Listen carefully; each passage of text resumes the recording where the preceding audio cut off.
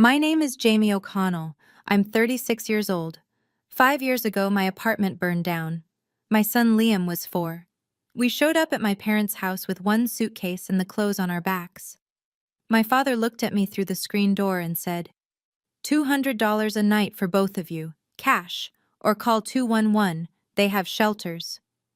My mother stood behind him and said nothing. I turned around. I slept in my Honda Civic for 4 nights with a scared little boy who still had a burn scar on his right hand. They don't know that I recorded that conversation. 47 seconds on my phone. And they really don't know what happened when my mother showed up at my door last month, crying, and asked me for something I can never take back. That's when I realized exactly how much a person is worth to their own family. Let me back up.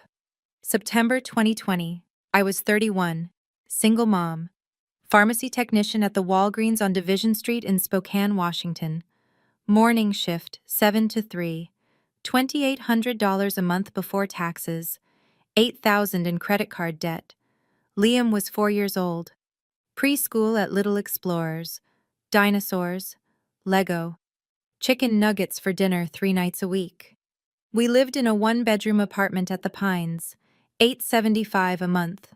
Old building, but clean. Liam had the bedroom. I slept on the couch. It was fine. We were fine. My parents lived 15 minutes away. Same city, different world. My father, Dennis, was 66, retired from the post office. My mother, Carol, was 63. They had a house on Maple Street. 4 bedrooms, 2-car garage, lawn service every other week. The kind of house where everything matched. I hadn't been there in 6 months.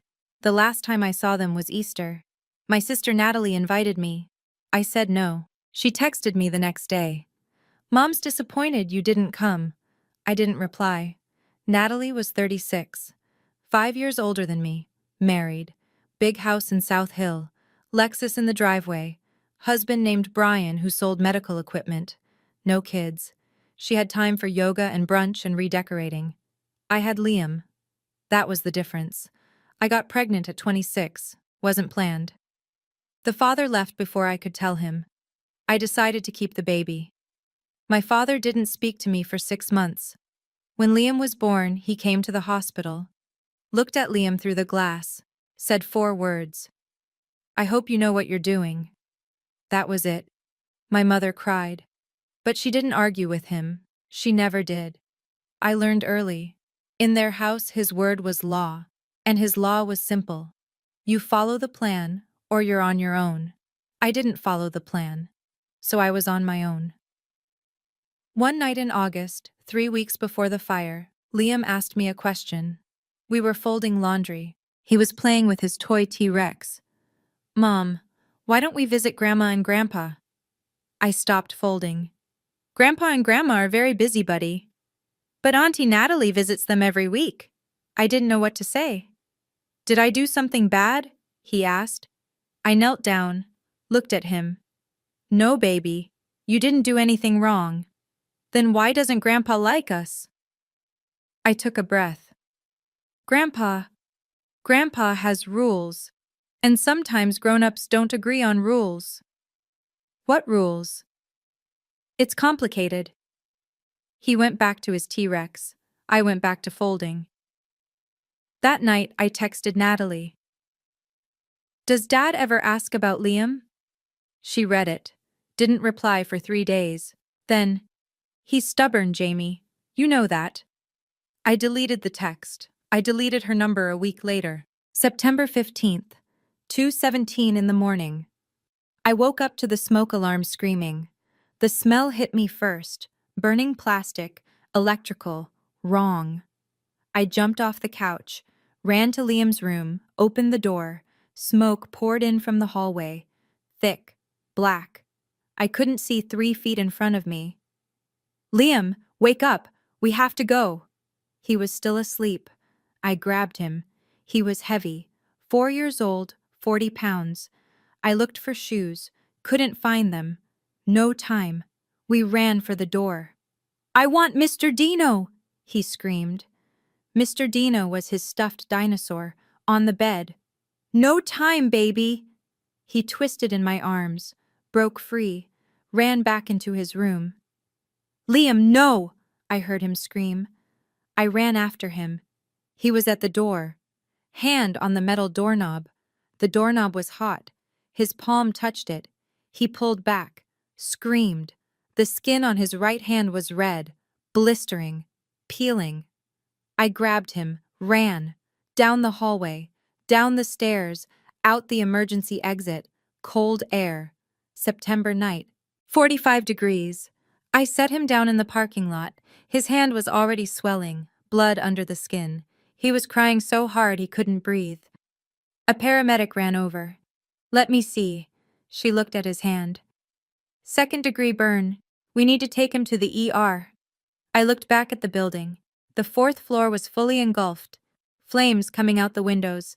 Fire trucks everywhere. People standing in the parking lot in their pajamas. Everything I owned was inside that building. Everything. At the ER, they bandaged Liam's hand, gave him pain meds, antibiotics, a prescription for burn cream. The bill came to $18.50. Insurance covered $1,200. I owed $650. I put it on my credit card. My debt went from $8,000 to $86.50. Liam fell asleep in the ER waiting room. I sat next to him. 4:15 in the morning. I opened my phone, texted my friend Emily. "My apartment burned down. Liam is okay, we have nowhere to go." She replied in 2 minutes. "OMG, come to my place. I'll leave the key under the mat." I started crying, not because of the fire, not because of Liam's hand, because someone said yes. I sat there in that plastic chair and made a list in my head. Lost, laptop birth certificates, Liam's baby photos, my wedding album from my marriage that lasted 11 months, clothes, furniture, dishes. Every toy Liam owned, Mr. Dino. I didn't have renter's insurance. I'd canceled it 4 months earlier to save $45 a month, $45. At 5:30 a.m., I got an email from the Red Cross.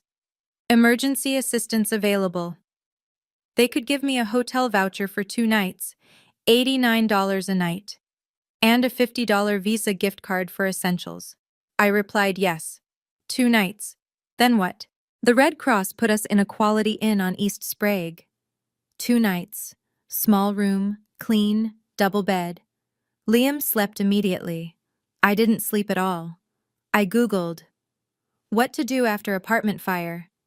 Every website said the same thing. Call your renter's insurance. I didn't have renter's insurance. I called the building management company. They said the fire started on the 4th floor. Neighbor left a stove on, not my fault, but they couldn't let anyone back in. Building was too damaged. I asked about my security deposit. We'll process that in 6 to 8 weeks. 6 to 8 weeks. I had $63 in my checking account.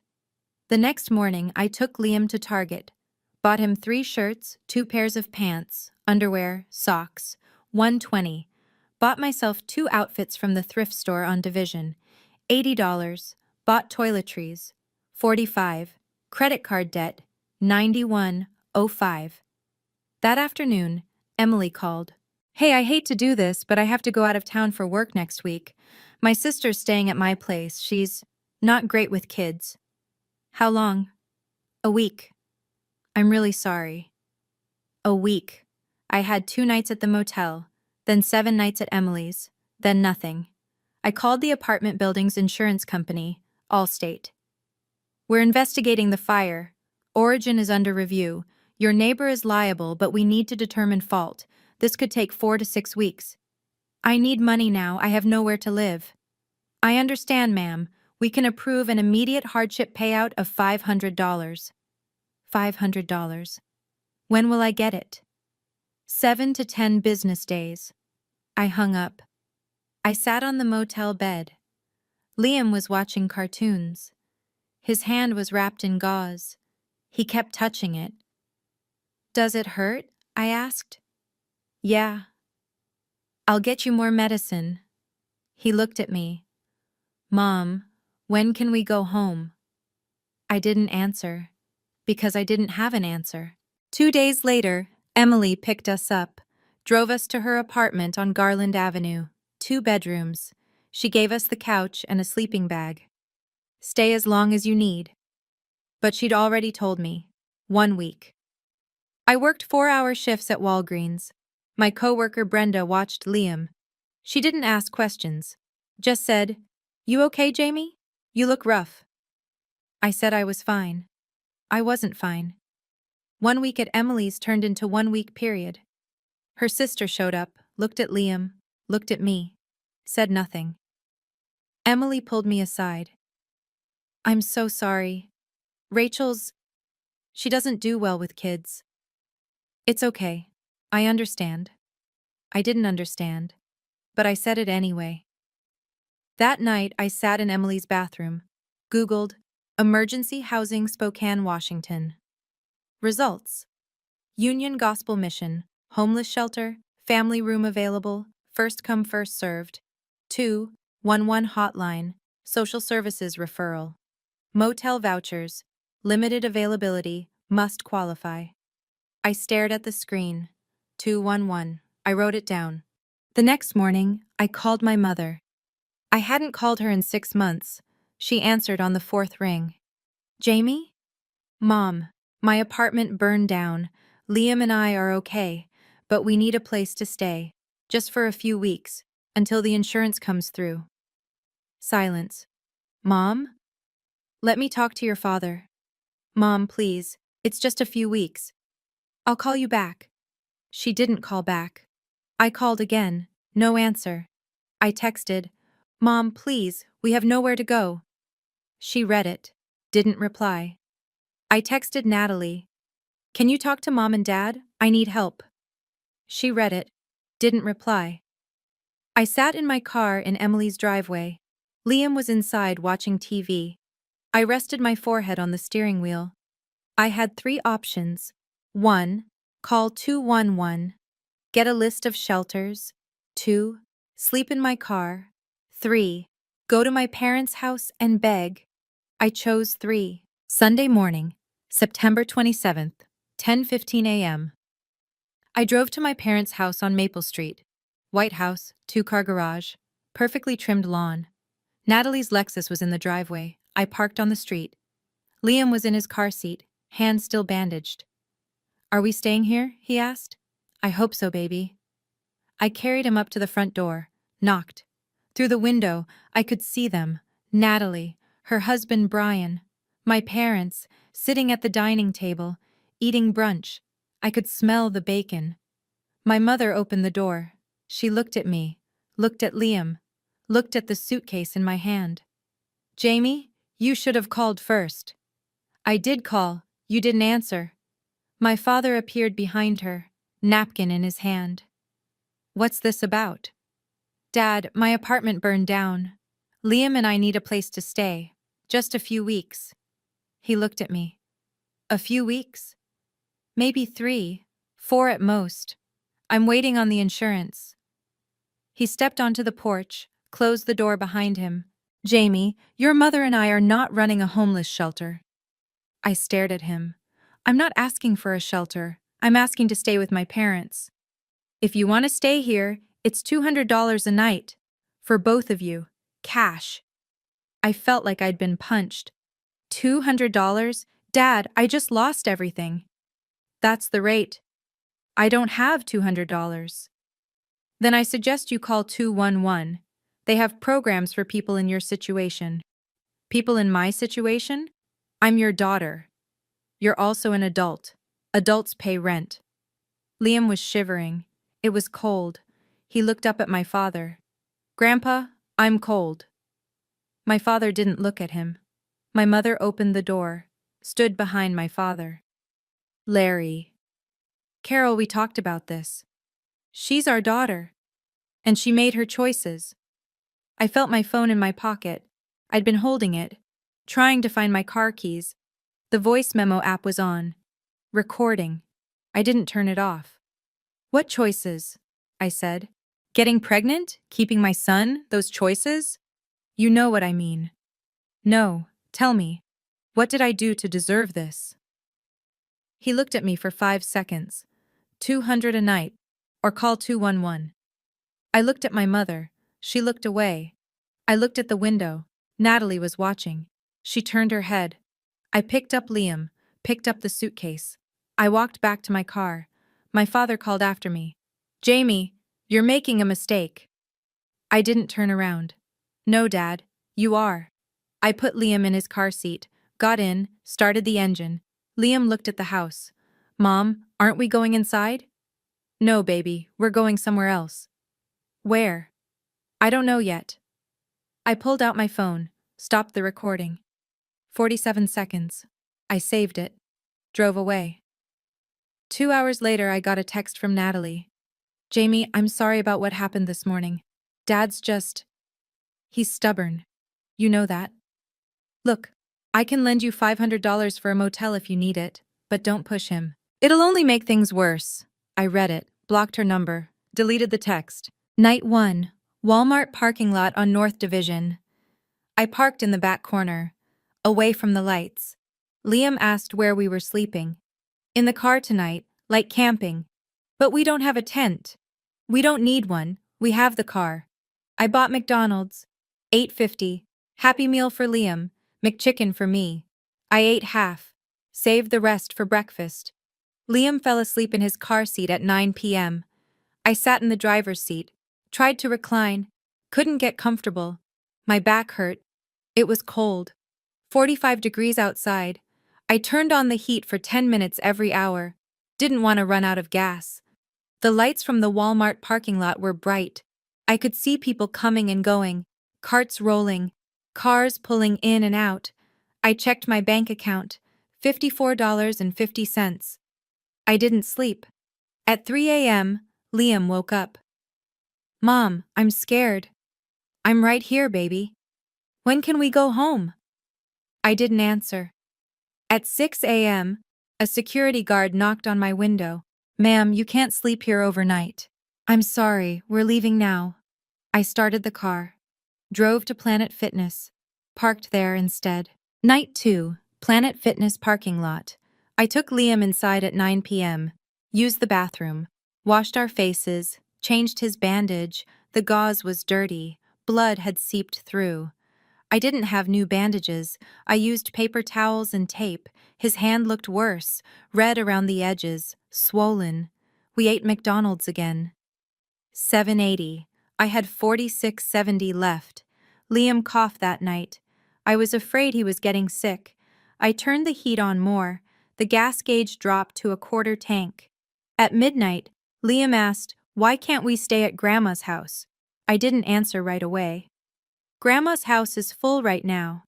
Full of what? Just full. He went back to sleep. I looked at his hand in the dim light from the street lamp. It was getting infected. Night 3. Gas station on East Sprague. I filled the tank. $20. $26.70 left. I bought a sandwich at the gas station for breakfast. $4.50. $22.20 left. I worked a 4-hour shift at Walgreens. Made $56 gross. $45 net after taxes. Brenda asked if I was okay. I'm fine. I wasn't fine. That afternoon, Liam had a fever, 99.8. His hand was worse. Pus was coming out. I drove him to urgent care, Concentra on North Division. The doctor looked at his hand. This is infected. He needs antibiotics, oral and topical. The bill came to $340. I didn't have $340. I put it on my credit card. Debt? $94.45. Liam cried the whole way back to the car. His hand hurt. He was scared. I held him in the parking lot, sang "You Are My Sunshine" 10 times. That night, we parked at a 7-Eleven. Liam looked at me. Mom, are we homeless? I stopped. I didn't know what to say. No, baby. We're not homeless. We're camping. Like an adventure. I don't like this adventure. I know, but it's almost over. Tomorrow we're going to a new place. Where? You'll see. He went to sleep. I sat in the driver's seat. I thought about my father's voice. 200 a night, or call 211. I thought about Natalie's text. I can lend you $500. I thought about my mother. Silent. Always silent. Night 4. Wednesday, September 30th. The insurance company finally sent the $500. I booked 3 nights at Days Inn, 65 a night, 195 total. I had 305 left. We checked in Thursday morning. Liam saw the bed. A real bed! He jumped on it, laughed. I smiled for the first time in 4 days. But I knew. 3 nights. Then we'd be back in the car. Unless I figured something else out. Week 7. November 11th. The insurance payout finally came through. $15,000. I sat in my car in the Walgreens parking lot. Looked at my phone. The notification from my bank. Deposit. $15,000. I cried. Not because I was happy, because I'd survived. I used the money immediately. First month's rent and deposit on a new apartment. $1,900.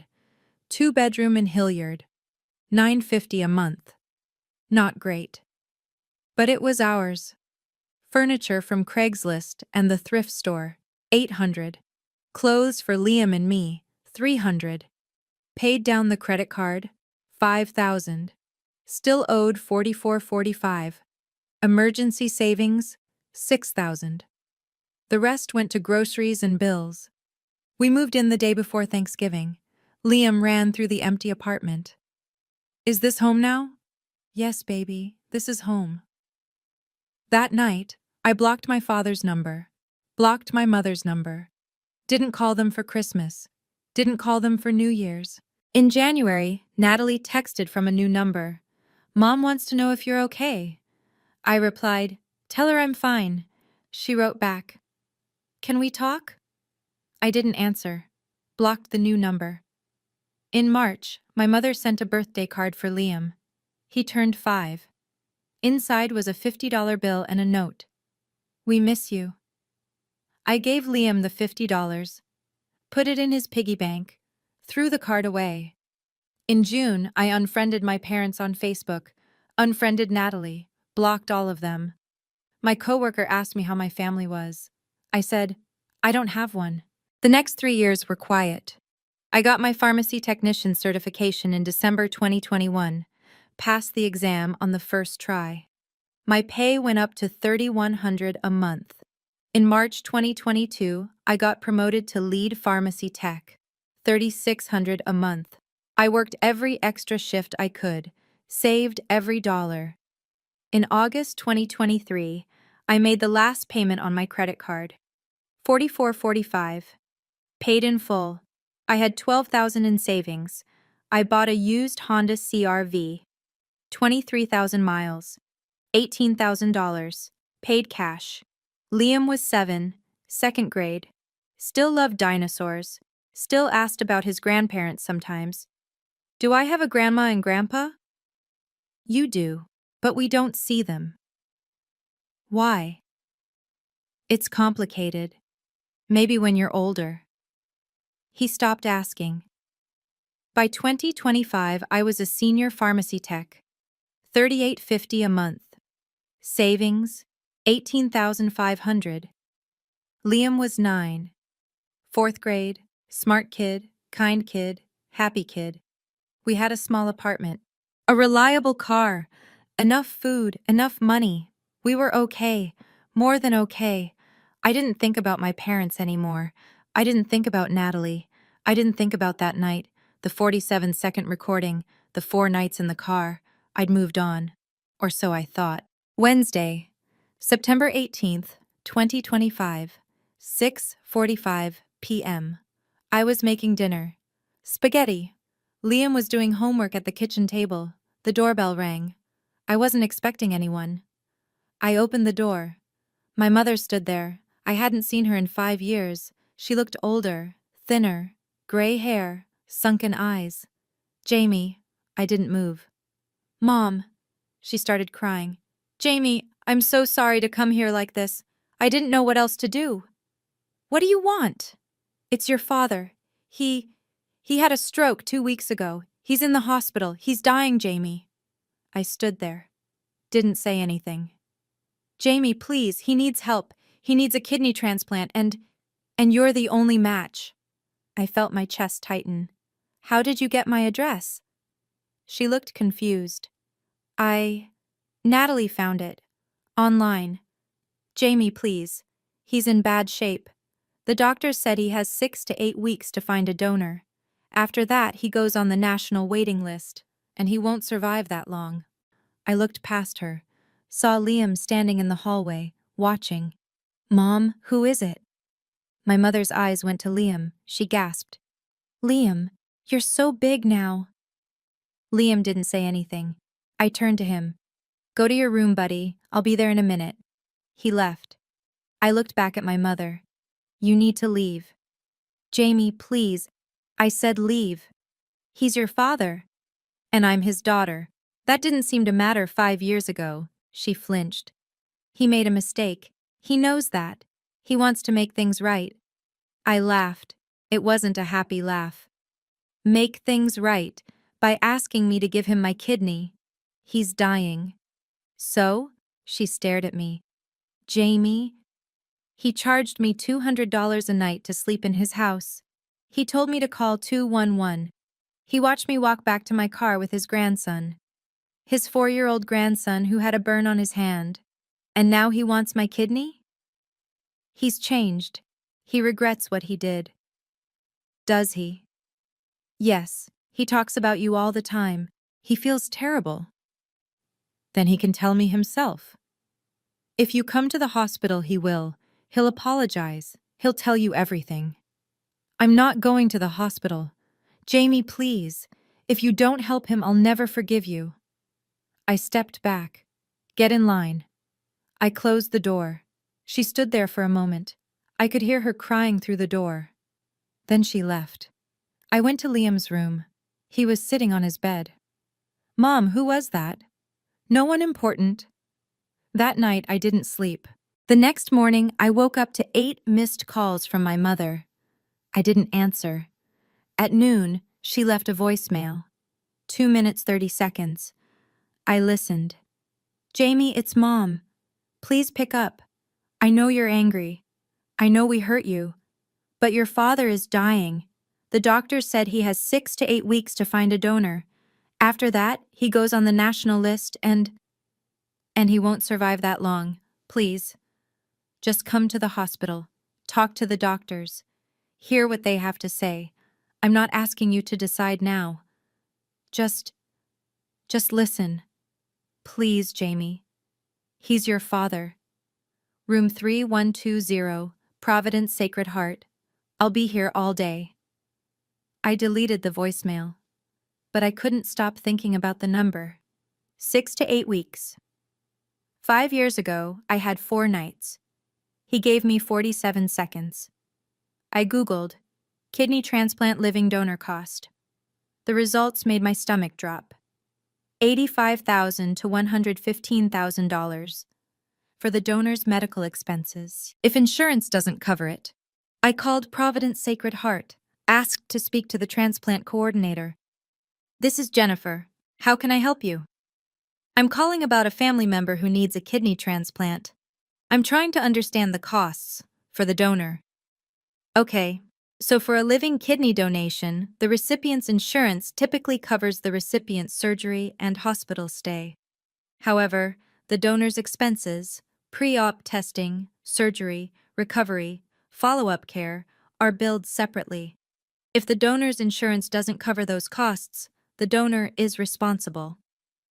How much are we talking? Approximately $85,000, sometimes more depending on complications. My heart was pounding. And if the donor can't pay? Then the family usually covers it, or the donor arranges payment plans, loans, crowdfunding. So the donor pays to give away an organ. She paused. It's complicated. But yes, in many cases, the donor bears significant financial burden. I hung up $85,000 for him. That afternoon, I called my mother. Mom, I looked into the transplant process. You did? Does that mean?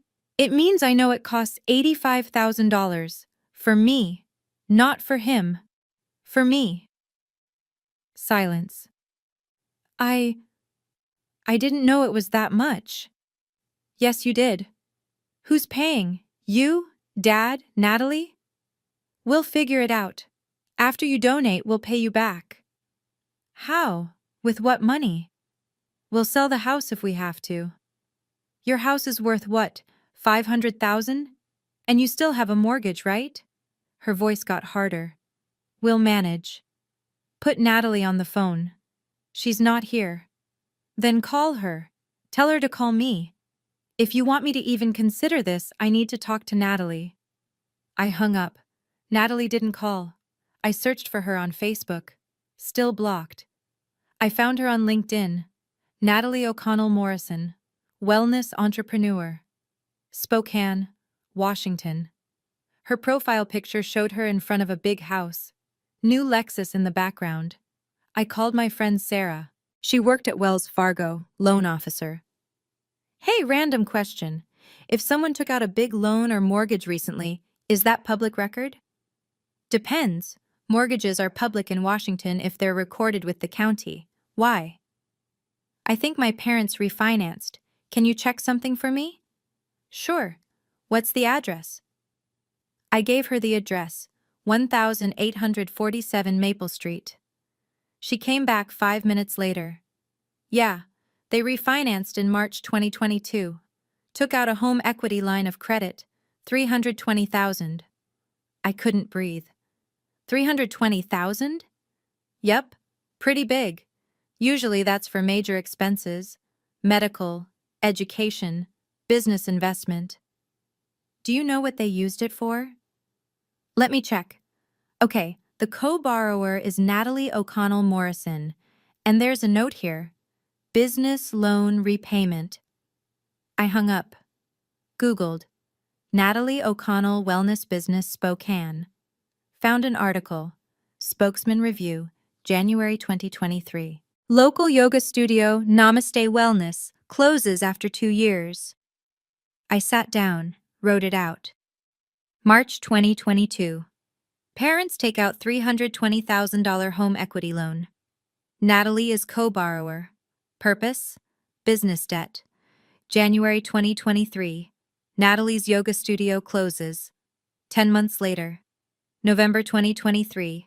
Natalie buys a new house. $650,000. Now. Parents owe $320,000. House worth $520,000. If they sell, they'd have $200,000 left. Not enough to pay me back and live. And Natalie's asking me to donate my kidney. And pay $85,000. To save the man who gave her $320,000. I called Natalie from a Google Voice number. She answered. Hello? It's Jamie. Silence. Jamie. Hi, You got $320,000 from Mom and Dad. She didn't say anything. March 2022. Home equity loan. Your yoga studio. It failed. And now they're $320,000 in debt, and you're asking me to give Dad my kidney. And pay $85,000 to do it. Do I have that right? Jamie, it's not. Do I have that right? It's complicated. No, it's simple. You bankrupted them, and now you want me to save him. I didn't bankrupt anyone. You took their retirement, you bought a $650,000 house, and you didn't offer a single dollar to help with the transplant. I don't have liquid cash right now. The house, the mortgage. Sell your Lexus. Jamie. Sell it, contribute, or don't ask me for anything. I hung up, blocked the number. Friday, September 20th. I took the day off work, went to see a lawyer. Melissa Grant, family law attorney. $200 for a consultation. Am I legally required to donate a kidney to my father? No, absolutely not. Living organ donation is 100% voluntary. No one can compel you. Not family, not courts, no one. What if they guilt me? That's emotional manipulation, not legal obligation. You have full autonomy over your body. Can I make it conditional, like they have to pay my medical expenses up front? Technically, yes. You can negotiate terms, but enforcing them is tricky unless it's in writing. I'd recommend a contract, notarized. How much are we talking? 85 to 100,000, maybe more. And if you need 6 months off work to recover, that's lost income. I felt sick. So I'd be paying to save his life. In a sense, yes. Unless your family covers it. I paid her. Left. That night, Liam and I were eating dinner. He looked at me. Mom, who was that lady who came to our door? I stopped eating. That was Grandma Carol. I have a grandma? You do, but we don't see her very often. Why not? It's complicated, buddy. Grown-up stuff. Is Grandpa sick? I looked at him. How did you know that? I heard you talking on the phone. You said kidney. I put my fork down. Yeah, Grandpa is sick. His kidneys aren't working. Are you going to help him? I don't know yet. Why not? If he's sick, you should help. It's not that simple. Why? Because Grandpa wasn't very nice to us when we needed help. He thought about it. When we slept in the car? I froze. You remember that? Yeah. You said we were camping. But we weren't, were we? I felt tears coming. No, baby. We weren't. Did Grandpa know we were in the car? Yes? And he didn't help? No. He looked at his plate. Then why should you help him? I couldn't answer. Saturday morning, September 21st, I sat at my laptop, made a spreadsheet. Savings, $18,500. If I donate, transplant costs, $85,000. If I borrow at 12% interest, $1,900 per month for 60 months. Total repayment, $114,000. Income, $3,850 per month after taxes. After rent and bills, $1,200 per month left. If I pay $1,900 per month, I'd be negative $700 per month. I'd burn through my savings in 26 months. Liam's college fund, $0. I closed the laptop, opened the voice memo app on my phone, found the file.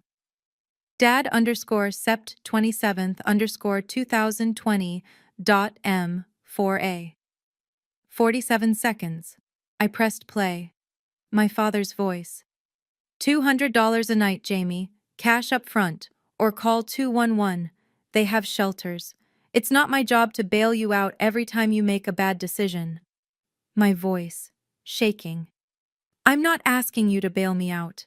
I'm asking you to let your daughter and grandson sleep on your couch. My couch, my house, my rules, my mother's voice, faint. Larry, please. Carol, go inside. I turned it off, opened a new email.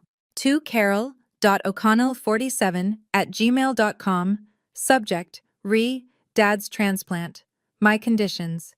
Date, Saturday, September 21st, 2025, 10:32 a.m. Mom, I've thought about this for 3 days. I've talked to a lawyer. I've run the numbers. I've listened to the recording of what Dad said to me 5 years ago. I will donate my kidney, but not unconditionally. Here are my terms. All 5 must be met, in writing, notarized, before I schedule pre-op.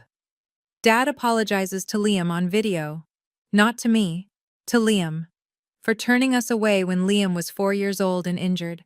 The apology must be specific and sincere. You and Dad sign a promissory note, $85,000, 0% interest, repayment of $1,500 per month for 60 months. If you default, the balance accelerates and I take a lien on the house. Natalie contributes $20,000 up front. She can sell her Lexus if needed. She benefited from your $320,000 bailout. She contributes now. Family therapy, 6 sessions minimum after Dad recovers, all 4 of us, non-negotiable. Boundary clause. If Dad or anyone in the family verbally abuses me during my recovery, I leave immediately and the promissory note accelerates to full payment within 30 days. Send me signed, notarized documents by Monday, September 23rd, 5 p.m. If I don't receive them, my answer is no. Jamie. I read it 3 times. My hand was shaking. I pressed send. 10:32 a.m. I closed the laptop, sat there, waited.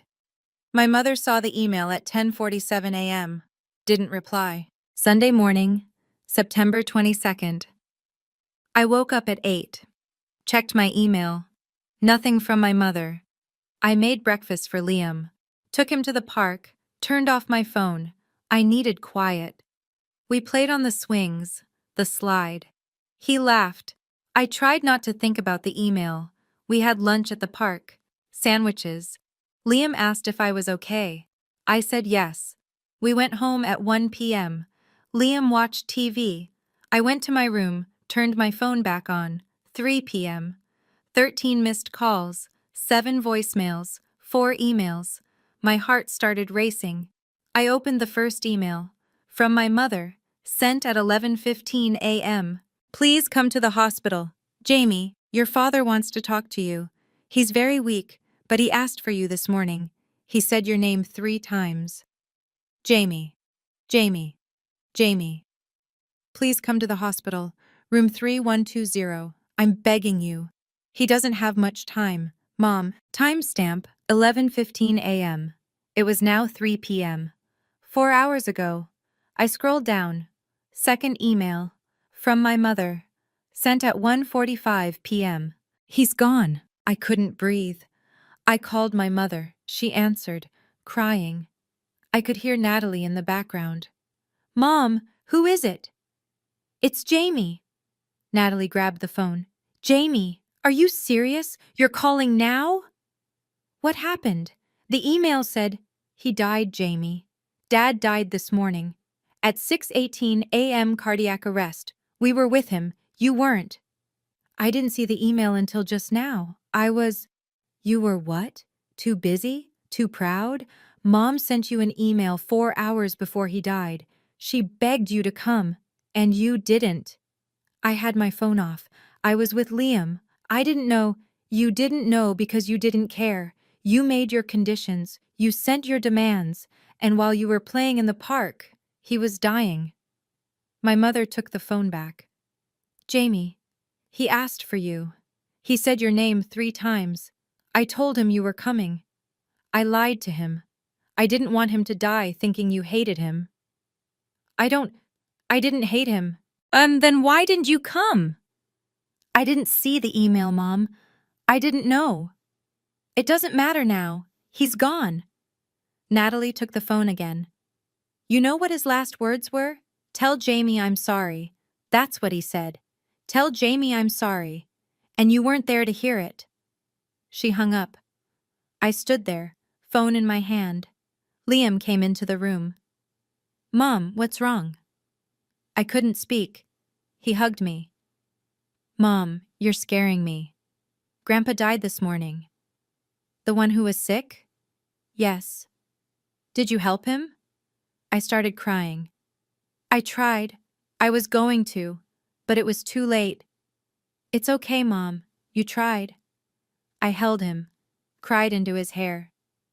That night, after he went to sleep, I sat on the couch, thought about the email. 11:15 a.m. I saw it at 3 p.m. He died at 6:18 a.m. Even if I'd seen it at 11:15, he would have already been dead for 5 hours. But I didn't know that then. All I knew was, I wasn't there. I keep thinking, what if I'd seen the email at 11:15? What if I hadn't turned off my phone? What if I'd just gone to the hospital on Wednesday? Would he still be alive? Would I have heard him say he's sorry? I'll never know. And that's the part that's killing me. The next morning, I got an email from a lawyer. Henry Caldwell. Funeral service scheduled for Thursday, September 26th, 10 a.m., Hennessy Valley Funeral Home. Family requests your presence. I called the hospital, asked to speak to Dr. Patel, the doctor who'd been treating my father. Your father suffered cardiac arrest secondary to acute kidney failure and sepsis. His body was under extreme stress. Even if we'd found a donor in time, his chance of surviving the transplant surgery was less than 40%. So even if I'd donated, he might not have made it? Correct. His condition was very grave. I'm sorry for your loss. I hung up. 40%. Less than half. It didn't make me feel better, because I still didn't know. Thursday, September 26th, 9:45 a.m. I drove to Hennessy Valley Funeral Home. Liam sat next to me. He was wearing a little vest I'd bought him the day before. Do I have to go inside? No, buddy. You can stay in the car if you want. I want to come with you. You sure? Yeah. You shouldn't be alone. I felt tears coming. Okay? We walked in together. The room was full. Maybe 40 people. My mother sat in the front row, eyes swollen. Natalie next to her. Black dress, red eyes. Natalie saw me, stood up, walked out to the hallway. I followed. I didn't think you'd come. He was my father, too. Was he? Because for 5 years, you acted like he didn't exist. He acted like I didn't exist first. Oh, here we go. Poor Jamie. Dad was mean to me. You know what, Jamie? Dad made mistakes. He admitted it. He wanted to make things right. And he asked you to bail out your business with $320,000 of their retirement. Did he make that mistake too? She went pale. How do you... Public records. You bankrupted them, Natalie. And then you asked me to give up my kidney and $85,000. Do you see the irony? That's different. How? I was going to pay them back. With what? Your yoga studio failed. You don't know anything about my life. I know you bought a $650,000 house 10 months after your business closed. I know you drive a Lexus. I know Mom and Dad are $320,000 in debt because of you. And I know you didn't offer a single dollar to help pay for the transplant. She started crying. He asked for you. At the end, he said, "Tell Jamie I'm sorry." But you didn't come. So don't you dare stand here and act like you're the victim. You're right, I didn't come, and I'll have to live with that, but you'll have to live with knowing you took everything from them and gave nothing back. I walked back into the service. Natalie stayed outside. After the service, my mother came up to me, handed me a white envelope. Jamie, I need to give you this. Your father wrote it last Friday, the day before you sent your email. He wanted me to give it to you after. I looked at the envelope. My name. Handwritten, shaky letters. I opened it. 1 page. Blue ink. Cursive. Jamie, I know I don't deserve your kidney. I know I don't deserve your forgiveness. That night in 2020, I told myself I was teaching you responsibility. The truth is, I was punishing you for not living the life I wanted for you. I wanted you to go to college, to marry someone stable, to have a career I could brag about. When you got pregnant and kept the baby, I saw it as failure. Your failure. My failure as a father. I was wrong. You didn't fail. I did. I failed you when you needed me most. I charged you money because I wanted you to feel what I felt. Disappointed, angry, powerless. But you didn't break. You survived. You rebuilt. You became the kind of mother I should have been as a father. If you're reading this, it means I didn't make it. That's okay. I've made peace with that. But I need you to know. You were always the strongest one. Stronger than Natalie. Stronger than me. I'm sorry I made you prove it the hard way. Dad. I folded the letter, put it in my pocket, didn't cry. My mother looked at me. Do you forgive him? I don't know yet. 2 weeks later. Wednesday, October 9th. I got an email from Henry Caldwell. Will reading scheduled for Friday, October 11th, 2 p.m. I went. Small conference room, my mother, Natalie, Natalie's husband Brian, Henry. He opened the will. Dated July 18th, 2024. 2 months before my father's stroke. Henry read it out loud. I, Dennis Michael O'Connell, being of sound mind, do hereby distribute my estate as follows. 1. Life insurance policy, $180,000 total, to be divided equally between my daughters, Jamie O'Connell and Natalie O'Connell Morrison. Each receives $90,000. 2. Primary residence, 1847 Maple Street, Spokane, Washington, to be transferred to my wife, Carol Ann O'Connell, with all existing liens and mortgages. 3. Retirement account, 401k, $85,000 balance, to be transferred to my wife, Carol Ann O'Connell. 4. Personal effects to be divided as family sees fit. Natalie looked shocked. Wait, Jamie gets 90,000? Yes. But I thought I was the primary beneficiary. You were. In the previous will dated 2018, Mr. O'Connell updated this will in July of this year. Why? Henry pulled out a handwritten note, attached to the will. For Jamie. This is for Liam's future, and for the nights I made you sleep in your car. I can't undo what I did, but I can give you this. Dad. Natalie stood up, walked out, didn't say anything. I left the office. Natalie was standing by her car, crying. You got what you wanted, didn't you? He felt guilty, so he gave you money. Congratulations, Jamie. You won. Won? You think this is winning? $90,000. That's a lot of guilt money. I didn't want his money, Natalie. I wanted him to say he's sorry while he was still alive. I wanted him to look me in the eye and admit what he did was wrong, but he died before I got that. So no, I didn't win. Neither of us did. You're so self-righteous. And you're entitled.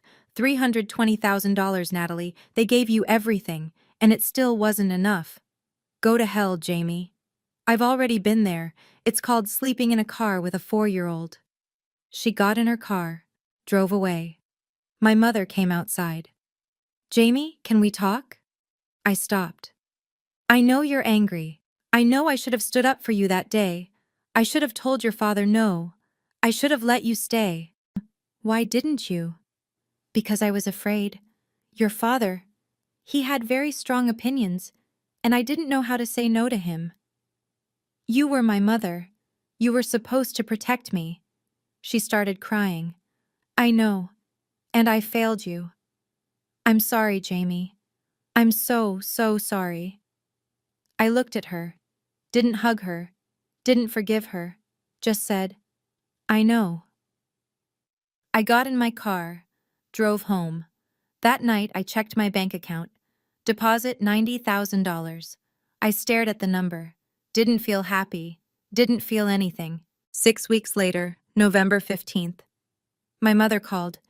Jamie, I need to talk to you about something. What is it? I'm struggling with the house. The mortgage is $2,100 a month. My Social Security is $1,850.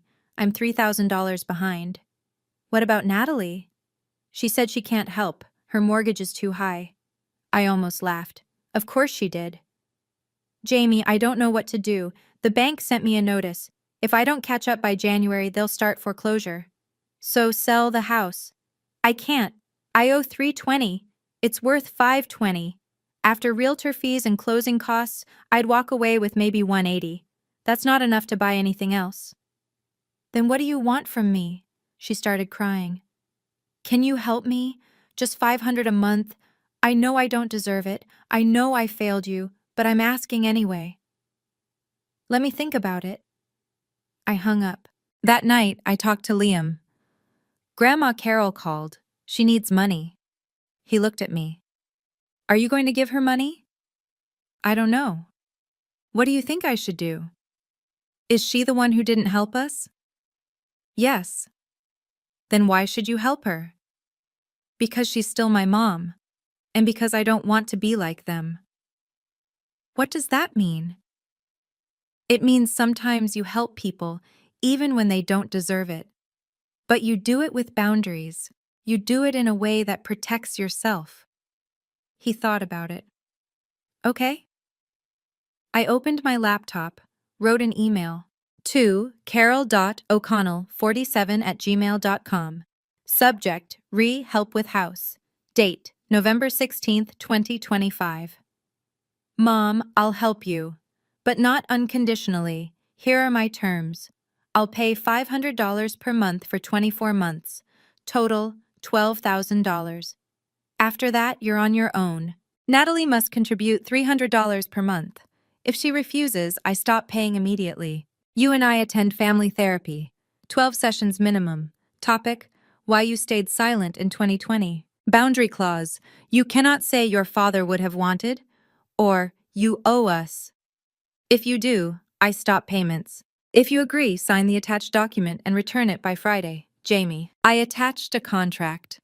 1 page, 4 terms, signature line, sent it. 3 hours later, she replied, I'll sign. Thank you, Jamie. Natalie replied, she was CC'd. You're unbelievable, Jamie. This is extortion. I replied to all, No, Natalie. This is a boundary. Learn the difference. Friday, November 22nd. We met at a notary public on Monroe Street. My mother arrived first. Natalie came 20 minutes late, looked angry. The notary read the contract out loud. My mother signed. Natalie signed.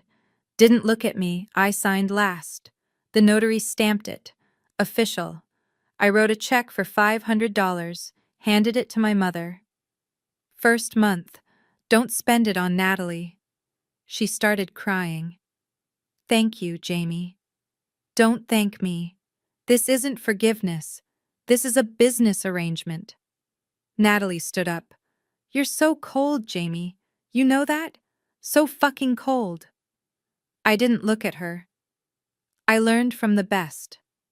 She walked out. I went home. Blocked Natalie's number. Blocked her email. Blocked her on every platform. Done. Tuesday, November 26th. First therapy session. Dr. Laura Bennett. Family therapist. My mother and I sat across from each other. Dr. Bennett looked at my mother. Carol, why don't you start? Why do you think Jamie asked you to come here? My mother cried. Because I failed her. I stood there and let my husband turn her away. I didn't fight for her. I didn't protect her. Dr. Bennett looked at me. Jamie, is that accurate? Yes. What do you need from your mother? I need her to admit that she chose comfort over me. She chose not rocking the boat over protecting her daughter and grandson. I need her to own that. My mother sobbed. I do. I own it. I was weak. I was a coward. I'm sorry, Jamie. I'm so sorry. I didn't cry. I know you are. But sorry doesn't undo it. Sorry doesn't erase 4 nights in a car. Sorry doesn't give Liam back the childhood he lost. The session lasted 50 minutes. My mother cried for 47 of them. I didn't cry at all. When we left, she asked me, will you ever forgive me? I don't know, but I'm here. That's more than you gave me. December 2025. I transferred the second payment, $500. Natalie transferred $300, begrudgingly. My mother texted, Thank you, Jamie. You're saving me. I didn't reply. Liam asked me if I was okay. I said yes. What changed? I learned that I don't owe anyone anything, not even family. And that's the most powerful lesson I've ever learned. People ask me if I regret not going to the hospital that Sunday morning, if I regret not seeing my father before he died, if I regret setting conditions instead of just saying yes. The truth is, I don't know. Maybe if I'd gone, he would have said he's sorry to my face. Maybe it wouldn't have mattered. What I do know is this. I didn't owe him my kidney. I didn't owe him forgiveness. And I don't owe anyone an explanation for protecting myself. He left me $90,000. I'm using it to build the life he didn't think I could have. I'm putting it toward Liam's college fund. I'm putting it toward a future where my son never has to sleep in a car, where he never has to choose between his dignity and his survival. That's the best revenge. So here's my question for you. What would you have done? If your family turned you away when you had nothing, and then asked you to give up a piece of yourself when they needed everything, would you say yes? Would you set conditions? Or would you walk away? Leave a comment. Tell me. Because I'm still figuring out if I made the right choice. And maybe your answer will help me know. My name is Jamie O'Connell. I'm 36 years old. 5 years ago, my father charged me $200 a night to sleep in his house. 5 years later, he asked for my kidney. I said no. And I'm still standing.